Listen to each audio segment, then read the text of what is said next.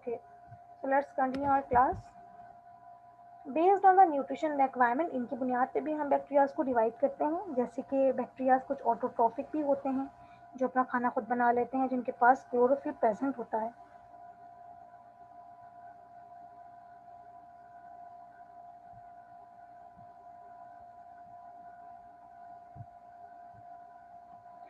कुछ बैक्टीरिया जो है वो हेटरोट्रॉफिक होते हैं, जो कि अपना खाना खुद नहीं बनाते, इन्हें जो है वो खाना किसी और ज़राए से चाहिए होता है।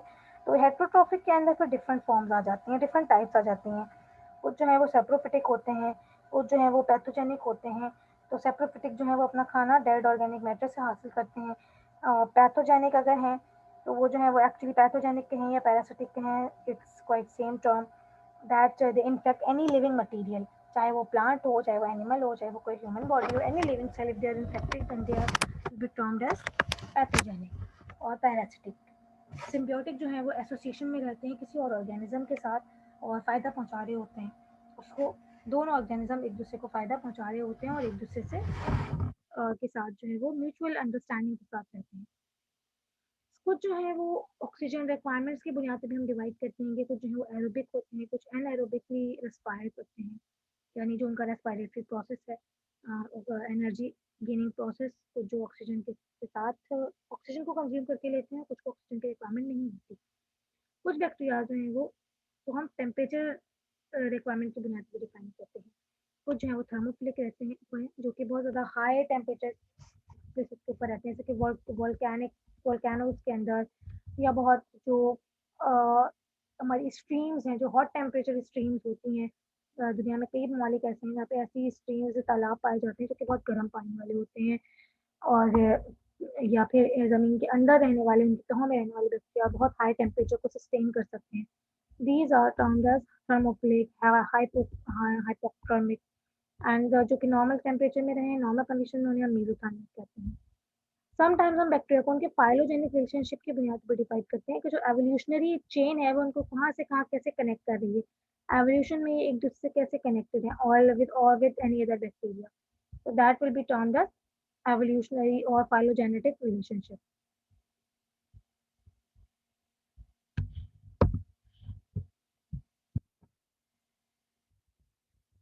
Some other type of bacteria जिसे हम कहते हैं fastidious vesicular bacteria, ये जो है वो सिमिलर होते हैं फाइटोपैथोजेनिक बैक्टीरिया से, लेकिन इनका जो प्लेस ऑफ इन्फेक्शन है या जो प्लेस ऑफ रेजिडेंस है प्लांट के अंदर, वो सिर्फ और सिर्फ जो है वो फ्लोएम सीव ट्यूब्स होती है। प्लांट के अंदर फूड ट्रांसपोर्ट करने के जो वेजल्स हैं, जो रास्ता है, उसे हम कहते हैं फ्लोएम। तो फ्लोएम के जो स्ट्रक्चर है उसे हम एक्चुअली सीव ट्यूब्स कहते हैं। तो सीव ट्यूब्स के अंदर ये रहते हैं। अ, अगर वो फैस्टीडियस फ्लोएम इनहैबिटिंग बैक्टीरिया है तो वो फ्लोएम की सीव ट्यूब्स में रहेंगे, और अगर वो फैस्टीडियस जाइलम इनहैबिटिंग बैक्टीरिया है तो वो जाइलम के वेजल्स के अंदर रहेंगे। ठीक है, तो फैस्टीडियस वेस्कुलर बैक्टीरिया दो तरीके के होते हैं, फ्लोएम फ्लोएम इनहैबिटिंग या फ्लोएम लिमिटेड, और फास्टीडियस जाइलम लिमिटेड या जाइलम इनहैबिटिंग। इनहैबिटिंग मतलब किसी का रहने वाला। तो they are two types, vascular bundles के अंदर रहते हैं वो। तो वेस्कुलर बंडल्स के हमारे पास दो बेसिक रीजन हैं, फ्लोएम एंड जाइलम।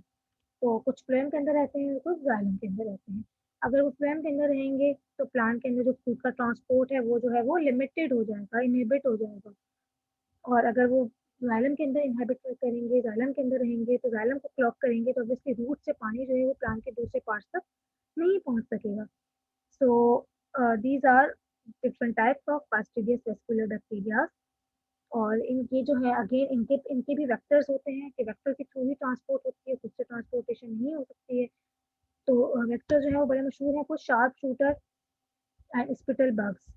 ये इंसेक्ट्स हैं जो कि इन बैक्टीरियाज को एक से दूसरे प्लांट के ऊपर ट्रांसपोर्ट करते हैं, क्योंकि ये जो इंसेक्ट्स हैं ये प्लांट के ऊपर फीड करते हैं, उनके लीव्स को ईट करते हैं, उनके अंदर से सैप सक करते हैं और फूड हासिल करते हैं। तो इसलिए जो है वो जब ये अपने माउथ पार्ट्स प्लांट के अंदर इंजेक्ट करते हैं तो अपने माउथ के अंदर जो इनके बैक्टीरियाज जो है वो किसी दूसरे प्लांट से लगा के आए हैं, तो किसी नए हेल्दी प्लांट के अंदर ये ट्रांसफर कर देते हैं। This is how vector work. तो लीफ हॉपर जो है वो, लीफ हॉपर की जो फैमिली है मेनली, ये बहुत ज़्यादा ट्रांसपोर्ट करते हैं बैक्टीरिया को एक प्लांट से दूसरे प्लांट में।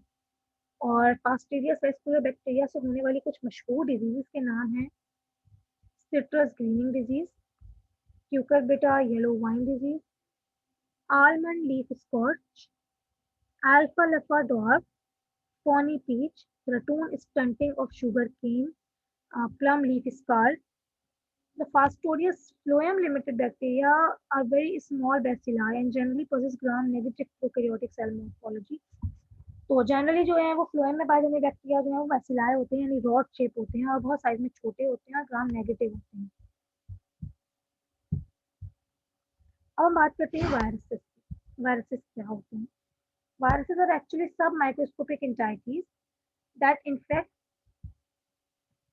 uh, that infects individual host plant cells. Viruses are obligate parasites. They can only replicate themselves within a host cell. Obligate parasite का मतलब कि लाजमी तौर पे वो हमेशा पैरासिटिक ही होंगे। क्यों? क्योंकि वायरसेस के पास जो है वो कंप्लीट मशीनरी नहीं होती है सेलुलर जो कि इन्हें खुद से डिवीजन के काबिल बनाए।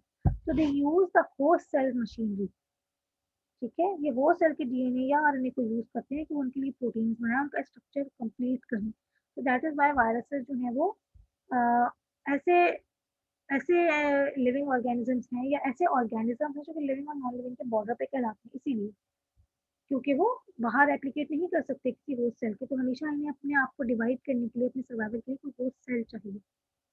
सो that is why they are obligate parasite. ये हमेशा पैरासिटिक ही होते हैं इन द नेचर क्योंकि फूड भी खुद नहीं बना पाते हैं।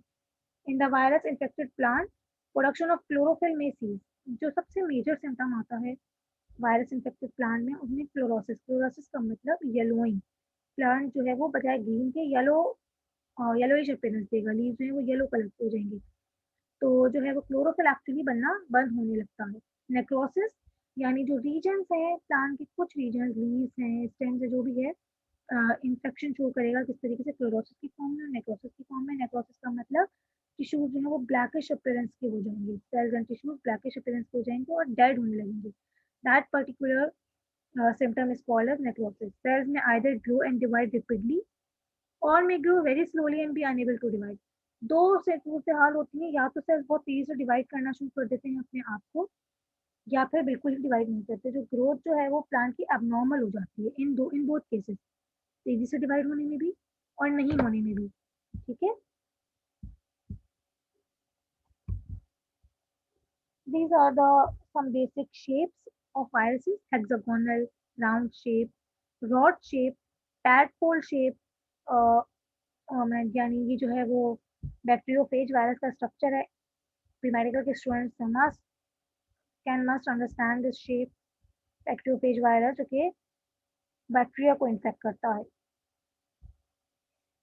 And this is a shape of very basic shape. ये इस शेप के बहुत सारे वायरसेस पाए जाते हैं। एचआईवी वायरस भी इसी शेप का होता है, कोरोना वायरस भी इसी शेप का होता है। जस्ट अपेंडेजेस का फर्क होता है कि जो अटैचमेंट है वो वायरस पे कहीं प्रेजेंट है, कहीं पे कहीं। जैसे कि सम टाइम जो है वो हम यहाँ पे देख सकते हैं कि बैक्टीरियोफेज के अंदर जो है वो नीचे हैं अटैचमेंट पॉइंट्स, जिन्हें हम टेल्स कहते हैं। और कोरोना वायरस के अंदर या एचआईवी के अंदर पूरे स्ट्रक्चर के ऊपर टेल्स प्रेजेंट होती हैं यहाँ पे स्पाइक्स की फॉर्म में। I hope you can understand the point. अभी तक कोई क्वेश्चन है?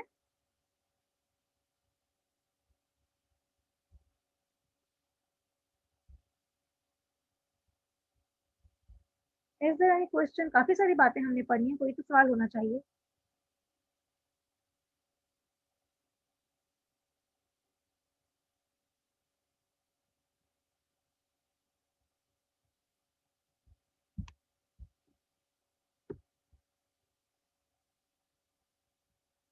Okay, so I think seems like there is no question.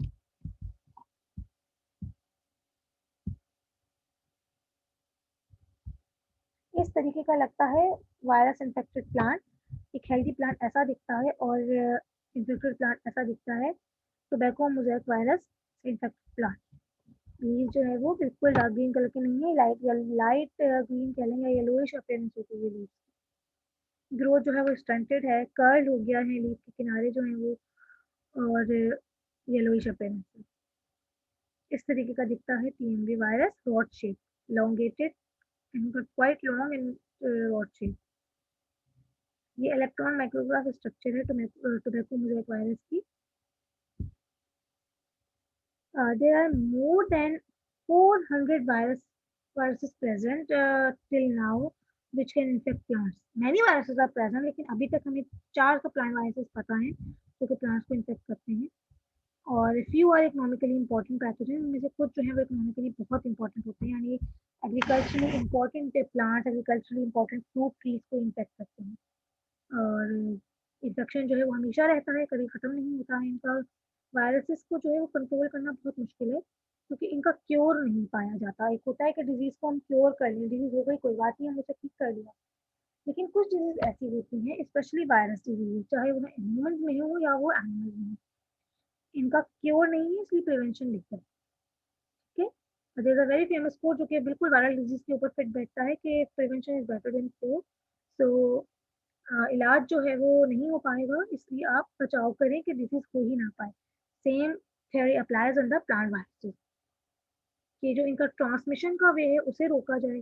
जो भी इंसेक्ट्स इनको ट्रांसमिट कर रहे हैं उनकी नेचर में जो है वो सराउंडिंग में जो है उनकी तादाद को लिमिट किया जाए किसी भी तरह से. फंजाई, नेमाटोड, इन सबका अमाउंट जो है वो नेचर में लिमिट किया जाए, फील्ड को क्लीन रखा जाए ताकि वायरसेस ट्रांसमिट नहीं हो सकें. नॉन लिविंग फैक्टर्स भी होते हैं ट्रांसमिशन के, जैसे कि रबिंग. अगर कोई इन्फेक्टेड प्लांट पार्ट किसी दूसरे हेल्दी प्लांट पार्ट के साथ रब कर गया तो जो टिश्यूज डैमेज हैं हुए हैं उनके थ्रू एंट्री हो जाएगी वायरस की. इसी तरीके से किसी भी रिगड़ की वजह से, अब्रेजन की वजह से, किसी मैकेनिकल मीन्स की वजह से, यानी हम अगर ग्राफ्टिंग कर रहे हैं एक प्लांट से प्लांट में और इन्फेक्टेड प्लांट से हमने ग्राफ्टिंग कर दी तो भी वायरस ट्रांसमिट हो सकता है. वेरी ओकेजनली ट्रांसमिटेड विया सीड. ज़्यादातर जो है वो वेजिटेटिव पार्ट के थ्रू ट्रांसमिशन होता है. वेजिटेटिव पार्ट मतलब वो पार्ट जो कि सेक्सुअली रिप्रोड्यूस नहीं करते हैं, जैसे कि स्टेम है, ट्विग है, पत्ता है, फ्लावर है. These are not the flower, these are vegetative part. लेकिन ओकेजनली सीड के थ्रू भी ट्रांसमिशन हो सकता है कि जो प्लांट इन्फेक्टेड था उसने जब सीड प्रोड्यूस किया तो वो भी इन्फेक्टेड था, और जब हमने फील्ड के अंदर वही सीड दोबारा प्लांट किया तो ऑब्वियसली जो प्लांट ग्रो करेगा उस सीड से जो भी पौधा निकलेगा वो भी इन्फेक्टेड ही होगा, उसके अंदर भी वायरस प्रेजेंट होगा. लेकिन दिस हैपेंस रियली. अगर हम फील्ड के अंदर देखें या क्रॉप्स के देखें तो हमें बहुत क्लियर फर्क नजर आता है वायरस इन्फेक्टेड क्रॉप्स के अंदर. लैक ऑफ क्लोरोफिल की वजह से जो है वो प्लांट जो है वो नॉर्मल ग्रीन से हट के जो है वो लाइट ग्रीन या येलोइश नजर आते हैं. ग्रोथ स्टंटेड होती है, जैसे कि आप इसमें देख सकते हैं द टर्निप कितना छोटा है ये. और जो है वो एक हेल्दी पंपकिन देख लें और आप इन्फेक्टेड पंपकिन देख लें, हाउ दे लुक. इसी तरीके से स्क्वाश के अंदर आप देख सकते हैं कितना जो है वो हेल्थ इन्फेक्शन की वजह से जो पूरे का पूरा लोअर पार्ट है वो इसका डिस्टॉर्टेड हो गया है. समझ आ रहा है? I would appreciate if you have any question.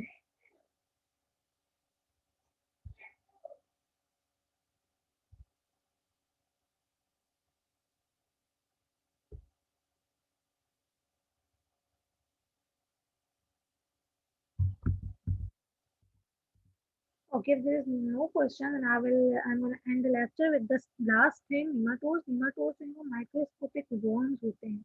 हाँ, हम सॉइल के अंदर अक्सर आपने माइक्रोस्कोप worms को ऑब्जर्व किया वो अर्थवर्म्स, कीचुए, कोई भी इस तरीके के. तो लेकिन अब वो हमें नजर आ रहे होते हैं तो वो नीमाटोड्स नहीं होते, वो डिफरेंट वर्म्स होते हैं, वो टेप वर्म्स होते हैं, वो और अलग तरीके के वर्म्स हैं, लेकिन वो नीमाटोड्स नहीं. नीमाटोड्स वो वर्म्स होते हैं जो कि आपको क्लियरली आँख से नजर नहीं आएंगे, नेकेड आई से नजर नहीं आएंगे. इनमें कोई सेगमेंटेशन नहीं होती, बॉडी पूरी एक ही ट्यूब के ऊपर मुश्तमिल होती है और बहुत छोटे होते हैं, अप टू 4 mm, यानी सेंटीमीटर से भी. क्लियर होते हैं, ट्रांसपेरेंट होते हैं मोस्टली अगर अपने माइक्रोस्कोप में देखें तो.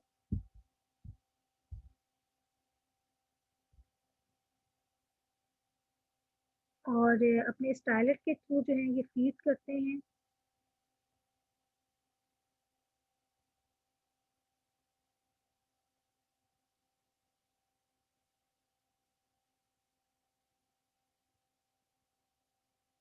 आर्थ्रोपोड्स को एक किल करते हैं, बेनिफिशियल होते हैं. कुछ जो आर्थ्रोपोड्स को किल करते हैं वो बेनिफिशियल होते हैं.